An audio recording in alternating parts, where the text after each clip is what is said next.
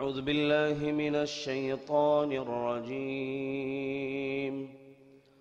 بسم الله الرحمن الرحيم.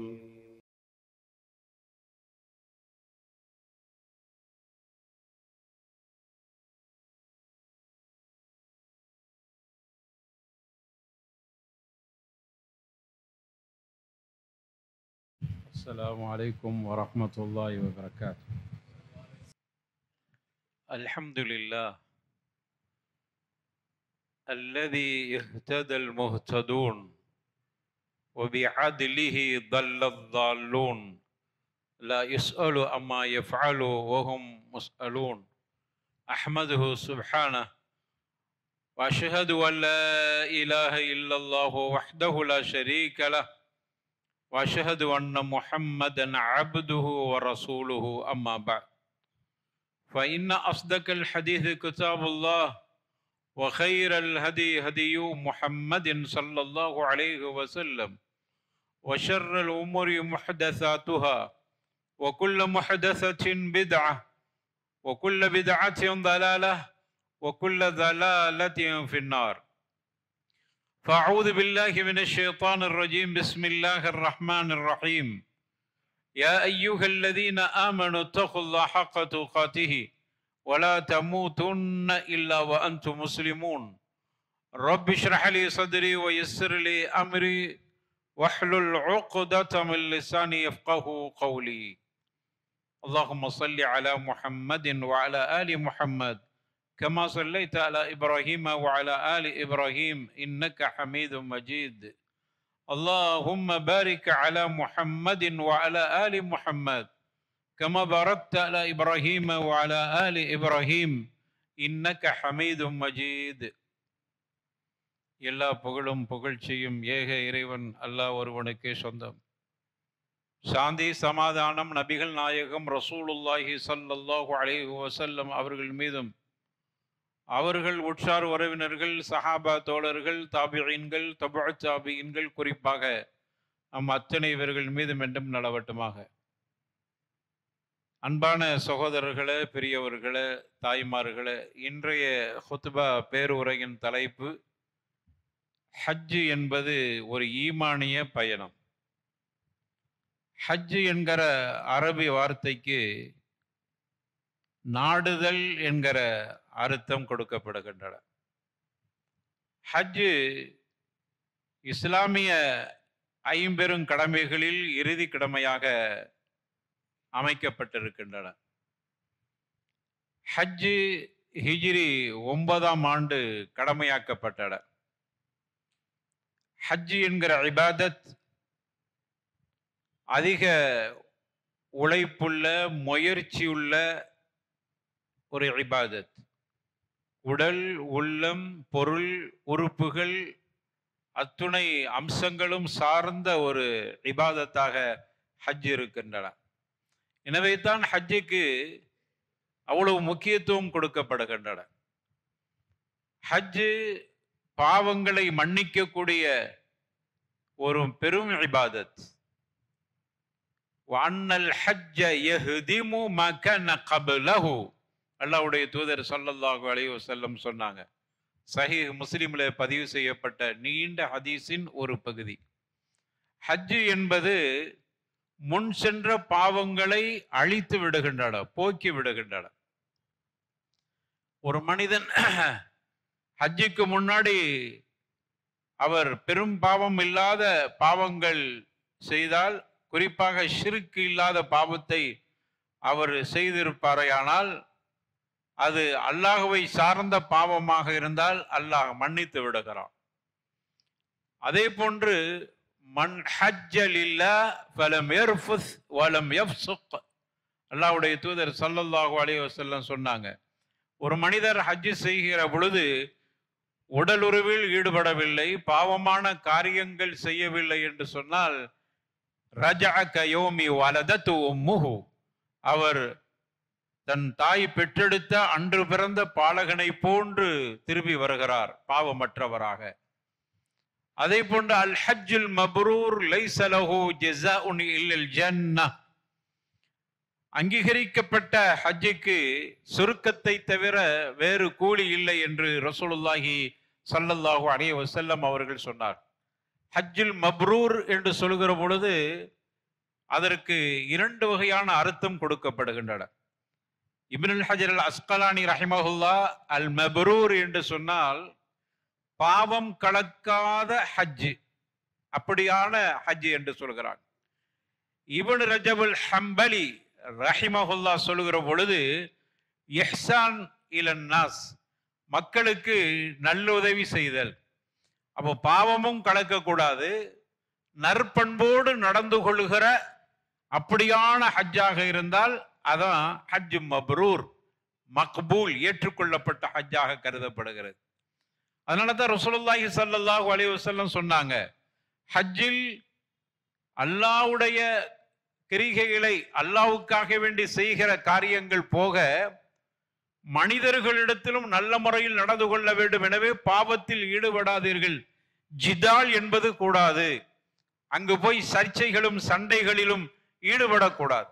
எனவே மப்ரூர் என்கிற பொழுது பாவம் கலக்காதது மட்டுமல்ல, பிறரிடத்திலும் இஹ்சானோடு இருக்க வேண்டிய அப்படி செய்கிற ஹஜ்ஜாக, அப்படியான ஹஜ்ஜுக்குத்தான் ஹஜ் மப்ரூர், அப்படியான ஹஜ்ஜுக்கு கூலி சொர்க்கமாக இருக்கிறது. இப்னு உமர் சொல்லுவாங்க ரலியல்லாஹு அன்ஹுமா, இன்னைக்கு உள்ள காலகட்டத்தில் ரக்பு கபீர் அல்லது கசீர், ஆனால் அல் ஹஜ் கலீல் என்று சொல்வார். நிறைய மக்கள் ஹஜ்ஜுக்கு வருகிறார்கள், ஆனா ஹாஜிகள் என்று எடுத்துக்கொண்டால் குறைவாகத்தான் இருக்கிறார். அன்றே சொன்னார்கள், இன்றும் அதுதான் நடக்கிறது. ஹஜ்ஜுக்கு செல்லக்கூடியவர்கள் கவனமாக இருக்க வேண்டும். பொருளாதாரம் அவ்வளவு செலவு செய்து விட்டு வெறுமன வாகன கூட்டங்கள், பிரயாண கூட்டத்தை போன்று உங்களுடைய பயணம் அமைந்து விடக்கூடாது. ஹாஜிகளாக நீங்கள் இருக்க வேண்டும். எனவே ரக்பு கபீராக இருக்கிறது அல்லது கசீராக இருக்கிறது. ஆனா ஹாஜிகள் என்று தேடி பார்க்கிற பொழுது குறைவானவர்களே ஹஜ்ஜி செய்யக்கூடியவர்களாக, ஏற்றுக்கொள்ளப்பட்ட ஹாஜிகளாக இருப்பார்கள் என்கிற அடிப்படையில் தான் இன்றைய ஹஜ்ஜி இருக்கிறது. ஹஜ்ஜிக்கு தக்வாவோடு உங்களை தயார்படுத்திக் கொள்ளுங்கள். இதான் ஹஜ்ஜி நமக்கு சொல்கிற ஒரு விஷயமாக இருக்கிறது. ஹஜ்ஜுக்கு செல்லக்கூடியவர்கள்ட்ட பிரதானமாக 2 அம்சங்கள் ரொம்ப முக்கியமானது. ஒன்று இஹ்லாஸ், ஹஜ்ஜி அல்லாஹ்வுக்காக வேண்டி செய்கிறோம் என்று அல்லாஹ் குர்ஆன்ல சொல்லும் பொழுது வஅத்திமுல் ஹஜ்ஜ வல் உம்ரத லில்லாஹ், இன்னொரு இடத்தில் லில்லாஹி, அல்லாஹ்வுக்காக வேண்டி என்று அல்லாஹ் ரப்பல் ஆலமீன் சொல்கிறான். நீங்க ஹஜ்ஜை பரிபூர்ணப்படுத்துங்கள், உம்ராவையும் அல்லாஹ்வுக்காக வேண்டி.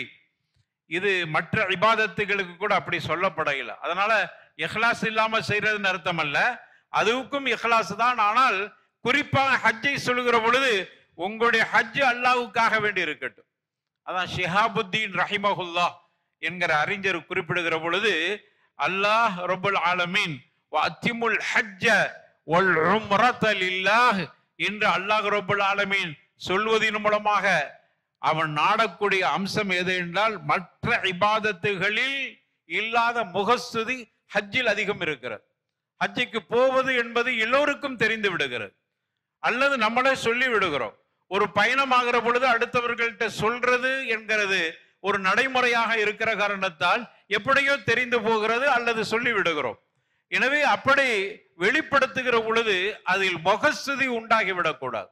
எனவே பிரதானம் ஹஜ்ஜிக்கு முக்கியம் இஹ்லாஸ், அல்லாஹ்வுக்காக வேண்டி நான் ஹஜ்ஜி செய்கிறேன் என்கிற அந்த எண்ணத்தை முதல்ல நம்ம கல்புல நிறுத்தி கொள்ள வேண்டும்.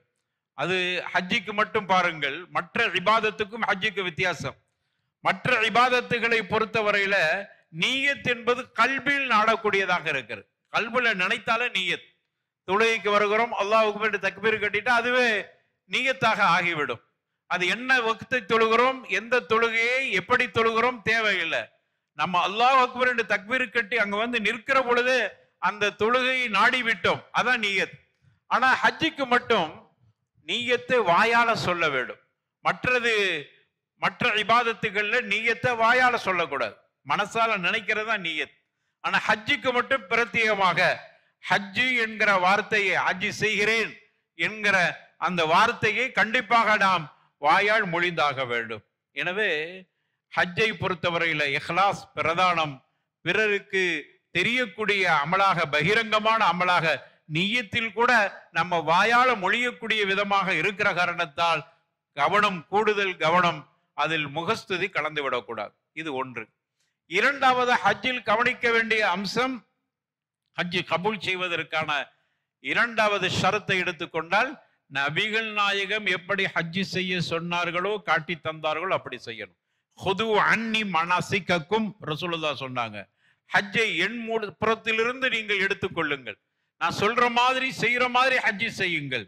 இதான் என்னுடைய கடைசி நாளாக இருக்கிறது, அடுத்த ஆண்டு நான் இருக்க மாட்டேன். எனவே ஹுது அன்னி மனாசிக்கக்கும், என் மூலமாக ஹஜ்ஜை எடுத்துக்கொள்ளுங்கள் என்று ரசூலுல்லாஹி ஸல்லல்லாஹு அலைஹி வஸல்லம் அவர்கள் குறிப்பிட்டார்கள். எனவே ஹஜ்ஜை பொறுத்தவரையில அல்லாஹ்வுக்காக வேண்டி செய்ய வேண்டும். அடுத்ததாக, ஹஜ்ஜை பொறுத்தவரையில ஹஜ்ஜிக்காக வேண்டி செலவு செய்கிற பொருளாதாரம் அது ஹலாலான பொருளாதாரமாக இருக்க வேண்டும். இன்னல்லாஹ தய்யிப் லா யக்பலு இல்லா தய்யிபா. அல்லாஹ் தூய்மையானவன், அவன் தூய்மையானதை தவிர வேற எதையும் அங்கீகரிக்க மாட்டான். எனவே இந்த இடத்துல தய்யிப் என்பதற்கு ஹலால், உன்னுடைய பொருளாதாரம் ஹலாலாக இருக்கட்டும். ஹஜ்ஜிக்கு செல்ல வேண்டும் என்று நினைக்கிறவர்கள் ஹலாலான பொருளாதாரத்தில் செல்ல வேண்டும். எந்த அளவுக்கு என்று சொன்னால், அறிஞர் பெருமக்கள் குறிப்பிடுகிற பொழுது ஹலாலா ஹராமா என்கிற அந்த சந்தேகம் கூட, சுபகாத்து கூட இருக்கக்கூடாது. உன்னுடைய பொருளாதாரத்தை ஹாலிஸ் ஹலாலாக இருக்க வேண்டும். அதுல சின்ன கலப்படம் கூட வந்து விடக்கூடாது. எனவே ஹலாலான பொருளாதாரத்தின் மூலமாக ஹஜ்ஜி செய்யுங்க. இமாம் மாலிக் ரஹிமஹுல்லாஹ் ஹஜ்ஜிக்கு சென்றிருக்கிற நேரத்துல மஸ்ஜிதுல் ஹராமில் நின்று கொண்டு மக்களை அழைத்து பேசுகிறார்கள். யா அய்யுஹன்னாஸ் மன் அரஃபனி ஃபக்கத் அரஃபனி. என்னை அறிந்தவர், இமாம் மாலிக் ரஹிமஹுல்லாஹ் சொல்றாங்க, என்னை அறிந்தவன் அரஃபனி ஃபக்கத் அரஃபனி, என்னை அறிந்தவர் அறிந்திருப்பார் நான் யாரு என்பதை. ஒமல்லம் யஅரிஃபனி, என்னை தெரியாதவருக்கு நான் சொல்லிக் கொள்கிறேன். ஃபஅன மாலிக் இப்னு அனஸ், நான் தான் இமாம் மாலிக் என்று சொல்லிவிட்டு அடுத்துதான் சொல்றாங்க, மன் ஹஜ்ஜ ஹராம், மன் ஹஜ்ஜ பிமாலி ஹராம் ஃபலைஸ லஹு ஹஜ் என்று சொன்னார். நீங்கள் ஹராமான பொருளாதாரத்தில் ஹஜ் செய்தால் அது ஹஜ்ஜே இல்லை என்பதை நான் உங்களுக்கு பகிரங்கமாக இங்க சொல்லி விடுகிறேன் என்று இமாம் மாலிக் ரஹிமஹுல்லாஹ் அந்த அவ்வளவு பெரிய கூட்டத்தில் இந்த விஷயத்தை அவர்கள் பதிவு செய்தார். அல்லாஹ்வுடைய தூதர் சொன்னாங்க, அர்ரஜுல் யுதீலு ஸஃபர அஷ்அஃப அக்பர, ஒரு மனிதர் நீண்ட பயணம் மேற்கொள்கிறார். பயணத்தின் மூலமாக அவருடைய உடம்பில் அழுப்பு இருக்கிறது, அழுக்கு இருக்கிறது, ஆடையும் தலையும் பரட்டையாக ஆகிவிட்டது. அப்படியான ஒரு நிலையிலே அவர் யமுத்து யதஹு இல ஸமா, வானத்தை நோக்கி தன்னுடைய கையை உயர்த்தி கொண்டு யா ரப் யா ரப் என்று துஆ செய்கிறார். வமத்அமுஹு ஹராம் வமஷ்ரபுஹு ஹராம் வமல்பசுஹு ஹராம்.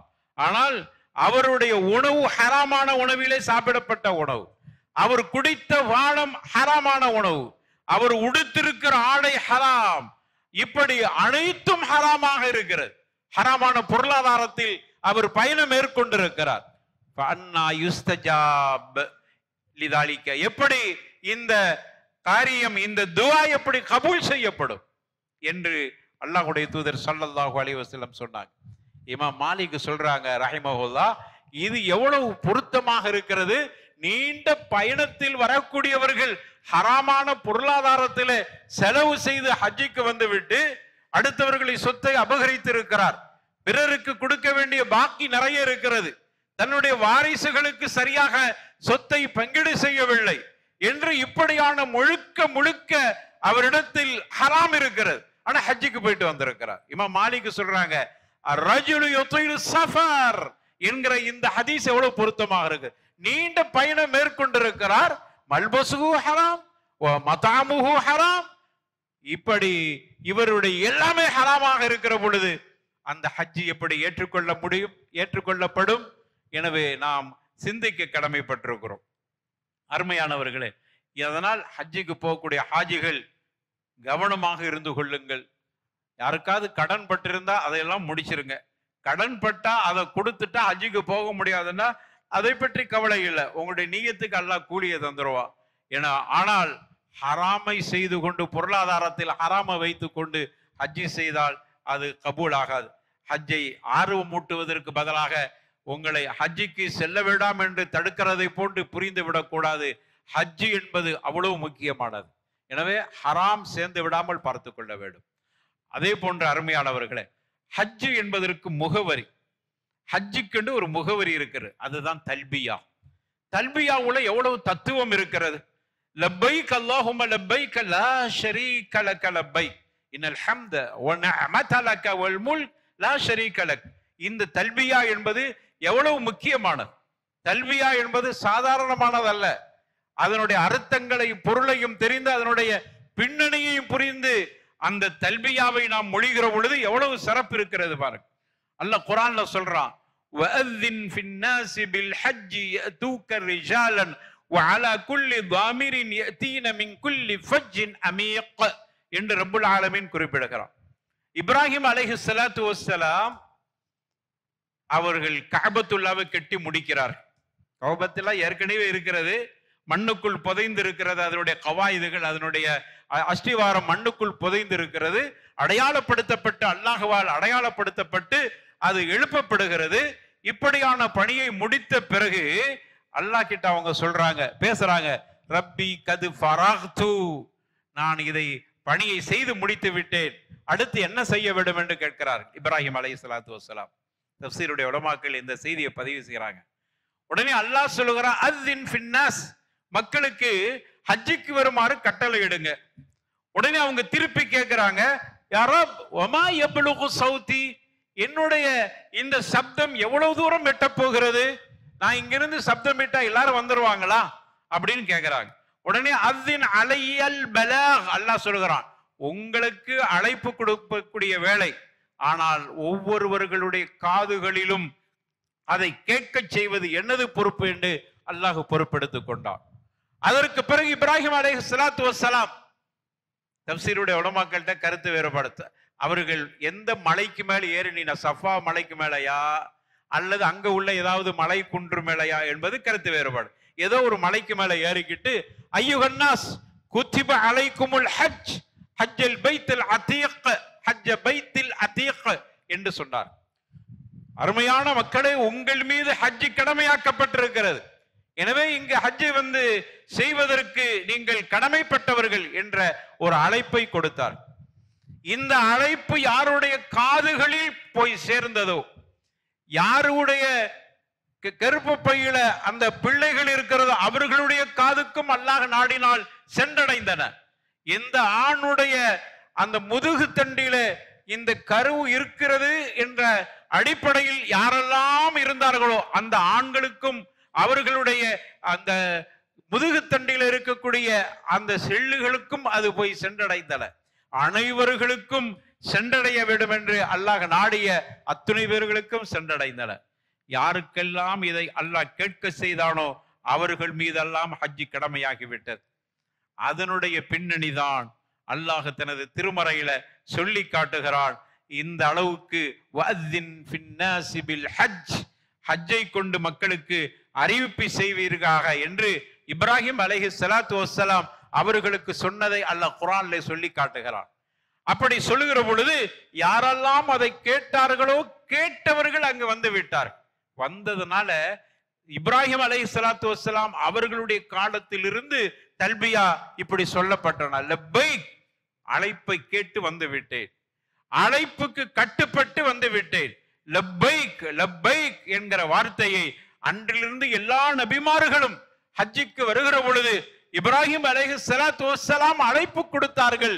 லப்பைக் லப்பைக், வந்து விட்டேன் வந்து விட்டேன், கட்டுப்பட்டு விட்டேன், அந்த வார்த்தைக்கு நான் கட்டுப்பட்டவனாக இங்க வந்திருக்கிறேன் என்கிற அடிப்படையில் தல்பியா சொல்ல வேண்டும்.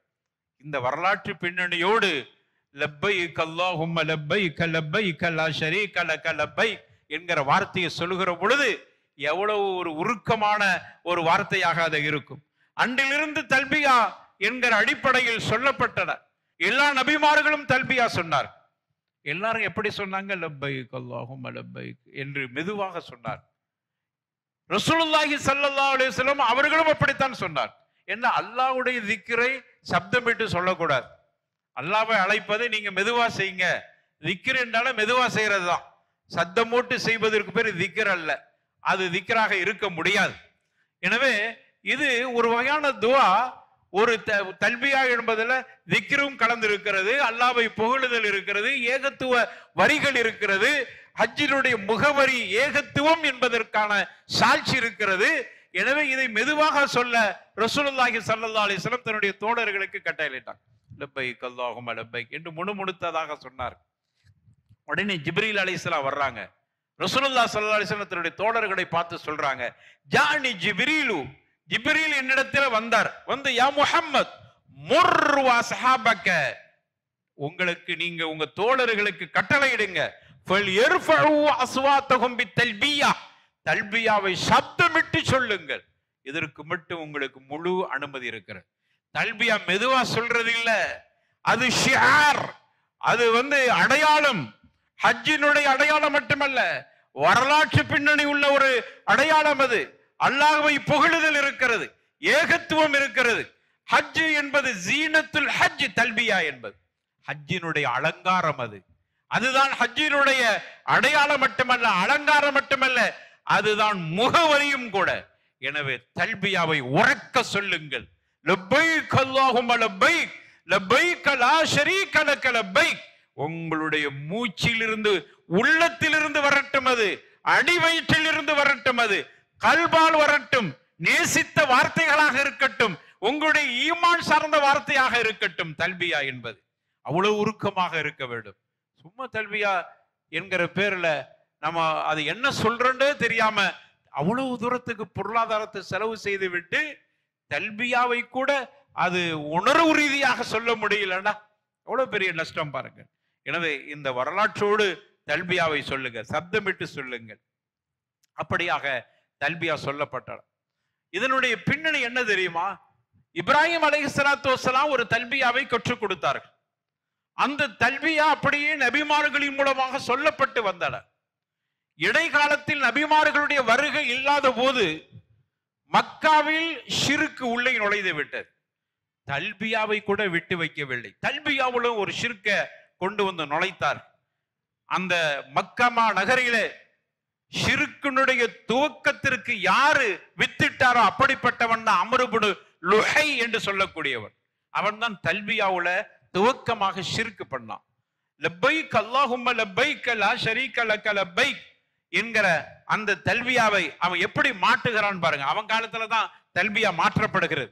லப்பைக் அல்லாஹும்ம லப்பைக் லப்பைக் லா ஷரீக லக லப்பைக் அப்படிங்கிற வர்ற இடத்துல லா ஷரீக லக இல்லா ஷரீகன் ஹுவ லக தம்லிகுஹு வ மாலக என்கிற வார்த்தையை அவன் இணைத்து இப்படியாக சொன்னான். எனவே தான் நபிகள் நாயகம் ரசூலுல்லாஹி ஸல்லல்லாஹு அலைஹி வஸல்லம் இது ஷிர்கான வார்த்தை, அல்லாஹ்வுக்கு இணைக்க. தல்பியா என்பது அது ஏகத்துவத்தினுடைய வார்த்தை வரிகள். ஆனா அந்த ஏகத்துவ வரிகளிலே ஷிர்க்கை இணைத்து விட்டான் அம்ர் இப்னு லுஹை என்கிறவன். எனவே நபிகள் நாயகம் ரசூலுல்லாஹி ஸல்லல்லாஹு அலைஹி வஸல்லம் கொதித்து போனார். ஏகத்துவத்துக்குள்ளேயே இணை கற்பிக்கிற வார்த்தையை உள்ளே நுழைத்திருக்கிறார். நுழைத்தது மட்டுமல்ல, வார்த்தைகள் மட்டுமல்ல, சிலைகளும் உள்ளே நுழைந்து விட்டன. அதனால தான் ரசூலுல்லாஹி ஸல்லல்லாஹு அலைஹி வஸல்லம் லப்பைக் அல்லாஹும்ம லப்பைக் என்கிற வார்த்தையை முணுமுணுத்து சொல்ல வேண்டாம், உறக்க சொல்லுங்கள். ஏனென்றால் அதில் இணை கற்பிக்கிற வார்த்தைகளை இணைத்தார்களே, அவர்களுக்கு உரைக்கிற மாதிரி சொல்லுங்கள். லப்பைக் அல்லாஹும்ம லப்பைக் லப்பைக் லா ஷரீக லக லப்பைக் இன்னல் ஹம்த வன் நிஅமத லக வல் முல்க் லா ஷரீக லக லப்பைக். இப்படி வரட்டும் உங்களுடைய வார்த்தைகள், அது உள்ளத்திலிருந்து வரட்டும். இணை கற்பிக்கிற வார்த்தையை நுழைத்து இப்ராஹிம் அலைஹிஸ்ஸலாத்து வஸ்ஸலாமும் நபிமார்களும் சொன்ன தல்பியாவை சிதைத்து விட்டார்களே, அதை நீக்கிவிட்டு ஏகத்துவத்தின் முகவரியாக ஆக்குங்கள் ஹஜ் என்பதை என்கிறதுக்காக வேண்டிதான் அது இந்த அளவுக்கு உறக்க சொல்லப்படுகின்றன. லப்பைக் வந்து விட்டேன், உன்னுடைய கட்டளைக்கு கட்டுப்பட்டு விட்டேன், நீ கட்டளையிடு. மீண்டும் வந்து விட்டேன் லப்பைக், நான் மீண்டும் வந்து விட்டேன் லப்பைக், கட்டளையிடு, நான் கட்டுப்பட தயாராக இருக்கிறேன். ஒரு அடியான் தன்னை அந்த இடத்தில் அடிமைப்படுத்திக் கொள்கிறான், உபூதியத்தை அங்க இக்ரார் பண்ணுகிறான், தன்னுடைய தான் அடிமை என்பதை அங்கு உறுதி செய்கிறான். வாயளவில் மட்டுமல்ல, என்னுடைய வாயும் வந்து விட்டது, என்னுடைய கல்பும் வந்து விட்டது, என்னுடைய உடல் உறுப்புகள் அனைத்தும் அல்லாஹ் உன்னுக்கு கட்டுப்பட்டு வந்து விட்டன. எவ்வளவு ஒரு அழுத்தமான வார்த்தை லப்பைக் என்பது. சாதாரண வார்த்தையாது. அல்லாஹ் உன்னிடத்தில் வந்து விட்ட உன்னுடைய ஒரே ஒரு கட்டளை அஸ்ஸின் ஃபின்னாஸ் என்கிற அந்த வார்த்தைக்கு நான் கட்டுப்பட்டு வந்து விட்டேன். எவ்வளவு தூரத்திலிருந்து வந்தேன், எவ்வளவு தொலைவில் இருந்து, எவ்வளவு செலவழித்து, எவ்வளவு உடல் ரீதியான அழுப்புகளை எல்லாம் தாண்டி வந்திருக்கிறேன். லப்பைக் லப்பைக் லப்பைக் என்கிற அந்த வார்த்தை. அல்லாஹும்ம லப்பைக் லா ஷரீக லக லப்பைக், இணை என்பது உனக்கு கிடையாது, இணை என்பதே கிடையாது. லா ஷரீக லக லப்பைக் இன்னல் ஹம்த, புகழும், ஒன் நிஅமத, நான் இஸ்லாத்தில் இருக்கிறேன், அது மிகப்பெரிய நிஅமத். ஷிர்க் இல்லாத அளவில் அல்லாஹ் என்னை காப்பாற்றி இருக்கிறானே, அதற்காக வேண்டி உன் புகழ் அனைத்தும் நிஅமத்தும் ஒன் நிஅமத வல் முல்க், ஆட்சி அதிகாரமும் உனக்கே சொந்தமானது. லப்பைக் வந்து விட்டேன், உனக்கு எந்த துணையும் இணையும் கிடையாது. இதைத்தான் அவர்கள் எப்படி சொன்னார்கள் பாருங்க, எப்படி சொல்லுகிறான் லப்பைக், அவனும் அப்படித்தான் சொன்னான். லப்பைக் வந்து விட்டேன், லா ஷரீக லக், உனக்கு இணை கிடையாது, இல்லா ஷரீகன் ஹுவ லக, உனக்கு இணை இல்லை, ஆனா உனக்கு என்று நீ எதை சொந்தமாக இணையாக்கி வைத்திருக்கிறாயோ அவர்களை தவிர, நீ அல்லாஹ்வே உனக்குன்னு யாரையோ நீ சில பேரை இணையாக்கி வைத்திருக்கிறாயே, இல்லா ஷரீகன் ஹுவ லக, அவர்களை தவிர வேறு யாரும் உனக்கு இணை இல்லை என்று சொன்னார். குறிப்பிட்ட சில கடவுள்களை இணைத்துக் கொண்டார். அது மட்டுமல்ல, தமுலிகுஹு ஒமாலக்க, அவர்கள் மட்டுமல்ல, நீ யாரை இணையாக்கி இருக்கிறாயோ அவர்கள்ட்ட என்னென்ன இருக்கிறதோ அத்துணையும் அத்துணை சொந்தங்களுக்கும் நீனே மாலிக்காக இருக்கிறாய், நீனே சொந்தக்காரனாக இருக்கிறாய் என்று இப்படியாக தல்பியாவிலேயே அவர்கள் இப்படியான ஷிர்கான வார்த்தைகளை நுழைத்திருந்தார். எனவே தான் லப்பைக், அல்லாஹ் வந்து விட்டேன், யா அல்லாஹ் நான் உன்னிடத்தில் தஅவுதனி, எனக்கு நீ அழைப்பு கொடுத்தாய், அப்படியே வந்து விட்டேன். எனவே என்னுடைய அந்த வருகை இருக்கிறதை இஹ்லாஸாக வந்திருக்கிறேன், முஹிப்பன் முஹப்பத்தோடு வந்திருக்கிறேன், உனக்கு நான் கட்டுப்பட்டிருக்கிறேன் என்றால் முழுக்க முழுக்க நீ சொல்வதையெல்லாம் கேட்டு நடப்பேன் என்ற உறுதியை சொல்வதற்கு வந்திருக்கிறேன்.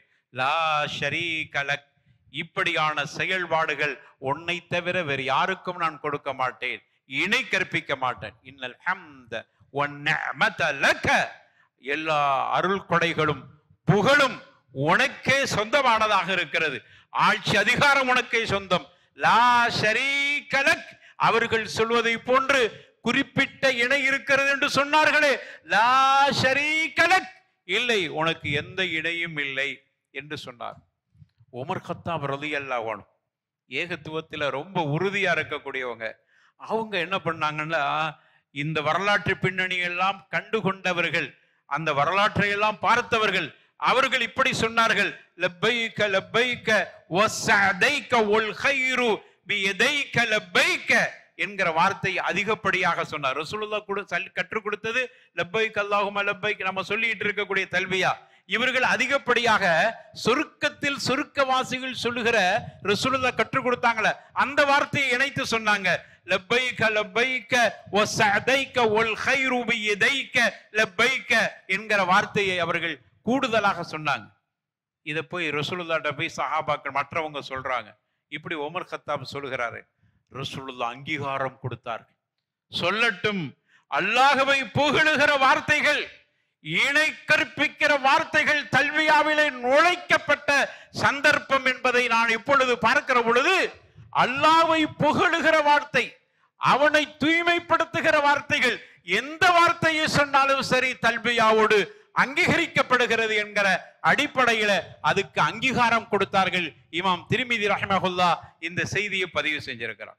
அதனால உமர் கத்தாப் மட்டும் தல்பியாவை இப்படி சொன்னாங்க. அதை அடிப்படையில சில அறிஞர்களும் அதை ரசூலுல்லாஹ் அங்கீகாரம் கொடுத்ததுனால அதை வரவேற்றிருக்கிறாங்க. ஆக தல்பியாவுக்கு இவ்வளவு பெரிய பின்னணி இருக்கிறது அருமையானவர்களை. எனவே ஹஜ் என்பது ஏகத்துவத்தின் முகவரி, அதுதான் தல்பியா. அந்த தல்பியாவில் இவ்வளவு தத்துவங்கள் இருக்கிறது அருமையானவர்களை. ஹஜ்ஜுக்கு போகிற பொழுது இப்படியான விஷயங்களை கவனத்தில் வைத்து உணர்வு பூர்வமாக நம்முடைய ஹஜ்ஜை ஆக்கிக் கொள்வோம். அல்லாஹ் ஏற்றுக்கொள்வானாக. வாஹிரு தஅவானா அனில் ஹம்துலில்லாஹி ரப்பில் ஆலமீன். அல்ஹம்துலில்லாஹ் வஸ்ஸலாத்து வஸ்ஸலாமு அலா ரசூலில்லாஹ் வ அலா ஆலிஹி ஹிஸ்பில்லாஹ் வ அஸ்ஹாபிஹி ஜுந்தில்லாஹ். அம்மா பஅத். அன்பான சகோதரர்களே, ஹஜ் என்பது நிறைய தர்பியாக்களை நமக்கு கற்றுத்தருகின்றன. அந்த தர்பியாக்களில் ஒன்று தவாது வ தஸாவி என்று சொல்வார். பணிவு மட்டுமல்ல, அனைவர்களையும் சமமாக கருதுகிற ஒரு அற்புதமான நிகழ்வு. ஹிஜ்ஜத்துல் விதாவின் பொழுது நபிகள் நாயகம் ரசூலுல்லாஹி ஸல்லல்லாஹு அலைஹி வஸல்லம் அவர்கள் சொன்னார்கள், ஐயுஹன் நாஸ் அலா இன்ன ரப்பக்கும் வாஹித் வ இன்ன அபாக்கும் வாஹித் அலா லா ஃபضل لعربي على عجمي ولا لعجمي على عربي ولا احمر على اسود ولا اسود على احمر الا بالتقوى الله என்று அல்லாஹ் ரப்பல் ஆலமீனுடைய தூதர் ஸல்லல்லாஹு அலைஹி வஸல்லம் இப்படியாக சொன்னார். மக்களே என்று அழைத்தார்கள், அறிந்து கொள்ளுங்கள், உங்களுடைய தந்தையும் ஒருவர்தான். ஆதம் அலைஹிஸ்ஸலாம் உங்களுடைய எல்லோருக்கும் தந்தை அவர்தான். உங்களுடைய ரப்பும் ஒருவன் தான். உங்களுடைய தந்தையும் ஒருவர் தான், உங்களுடைய ரப்பும் ஒருவன் தான். எனவே ஒரு அரபியை காட்டிலும் ஒரு அஜமிக்கு எந்த சிறப்பும் இல்லை அரபி அல்லாதவருக்கு. ஒரு அரபி அல்லாதவரை காட்டிலும் அரபிக்கு எந்த சிறப்பும் இல்லை. ஒரு சிவப்பானவனை காட்டிலும் கருப்பானவனுக்கு சிறப்பு இல்லை, கருப்பானவனை காட்டிலும் சிவப்பானவனுக்கு சிறப்பு இல்லை. ஆனால் சிறப்பு என்று ஒன்று இருக்கிறது என்றால் தக்வாவின் அடிப்படையில் மட்டும்தான். அனைவர்களும் சமம். இது வாயளவில் சொல்லிட்டு போறதல்ல, ஹஜ்ஜில் அதை நிரூபித்து காட்டப்படுகிறது. ஆடையில் மாற்றம், அங்கு அனைவர்களும் சமமாக இருக்கிறோம். ஆனா கல்பு மட்டும் நம்மளால் ஏற்றுக்கொள்ள முடியவில்லை. ஹஜ்ஜுக்கு போன அவர்களையும் அனைவர்களையும் சமமாக நினைக்கிறோமா? அவர் மொழியில் வித்தியாசப்படுகிறார், அவர் நிறத்தால் வித்தியாசப்படுகிறார், நாட்டால் வித்தியாசப்படுகிறார். என்னுடைய கல்பு அதை கபூல் செய்ய வேண்டும். அதான் ஹஜ்ஜு, அதான் ஹஜ்ஜினுடைய அந்த தர்பியா. ஹஜ் அந்த தர்பியாவை கொடுக்கிறது. அனைவரும் ஒரு இடத்தில் சங்கமமாகி விட்டோம், ஆடையால் ஒன்றிணைந்து விட்டோம், உணர்வால் ஒன்றிணைந்து இருக்கிறோமா என்பதை நாம் ஹஜ்ஜில் முடிவு செய்ய வேண்டும். ஆடையால் ஒன்றிணைந்து இருக்கிறோம், அனைவர்களும் ஒரு இடத்தில் சங்கமமாகி விட்டோம், அனைவர்களும் ஒரே வார்த்தையை சொல்கிறோம், அனைவர்களும் ஒரே கிப்லாவை முன்னோக்குகிறோம் என்கிற இந்த நிலையில் கல்பால் அங்கீகரிக்க முடிந்ததா என்றால் அங்கீகரித்தாக வேண்டும். அந்த தர்பியாவை ஹஜ்ஜி கொடுக்கிறது. தர்பியாவுல இன்னொரு ஹஜ்ஜில இன்னொரு தர்பியா என்னன்னா சபுர் என்கிற தர்பியாவை கொடுக்கிறது. சபுர் ரெண்டு வகையான சபரை பார்க்க முடிகிறது. ஒன்று எனக்கு நானே சபுர் செய்து கொள்ளுதல். எதில்? உணர்வுகளை அடக்கிக் கொள்கிறேன். தைத்த ஆடை உடுத்தக்கூடாது, எனக்கு அழகான கலரான ஆடைகள் உடுத்த வேண்டும் என்கிற ஆசையும் அந்த ஆர்வமும் ஆடையும் பொருளாதாரமும் இருக்கிறது. ஆனா உடுத்த மாட்டேன். இதுக்கு பேரு சபுர். என்னுடைய உள்ளத்தை கட்டுப்படுத்தி கொண்டேன். மனமான பொருள்களை தேய்க்க வேண்டும் என்கிற ஆசை இருக்கிறது, கட்டுப்படுத்தி கொண்டேன். இது எனக்கு நானே சபுர் எடுத்துக்கொள்ளுதல். இன்னொரு சபுர் இருக்கிறது. அங்கு போன இடத்தில் சில அசம்பாவிதங்கள் நடக்கிற பொழுது பிறரால் நமக்கு ஏதாவது இடையூறு ஏற்பட்டாலும் அதையும் சபராக எடுத்துக்கொள். ஒருவர் மிதிச்சுட்டு போயிட்டார், ஒருவர் தள்ளி விட்டுட்டு போறார், அங்க பாக்குறோமா இல்ல, எல்லாம் நடக்குதா இல்லையா? ஒருவர் சில நேரங்கள் நம்ம கிட்ட கோபமாவே பேசுகிறார், அல்லது நாம அடுத்தவருக்குண்டான இடம் நம்ம போய் கேட்கிற தடை மறுக்கிறார், அவர் பக்கமுள்ளான குற்றம். அந்த இடத்தில் நீ பொறுமையாக இரு. இது ரெண்டு வகை. எனவே இந்த பொறுமை இருக்க வேண்டும் என்கிற தர்பியா. அதனாலதான் ரசூலுல்லாஹ் ஹஜ்ஜில் ஜிதால் என்பது கிடையாது என்றாங்க. அங்க போய் சண்டை சச்சரவுகள் செய்யக்கூடாது, கூச்சல் குழப்பங்கள் இருக்கக்கூடாது. அதுக்கு பேர் தான் ஹஜ்ஜு.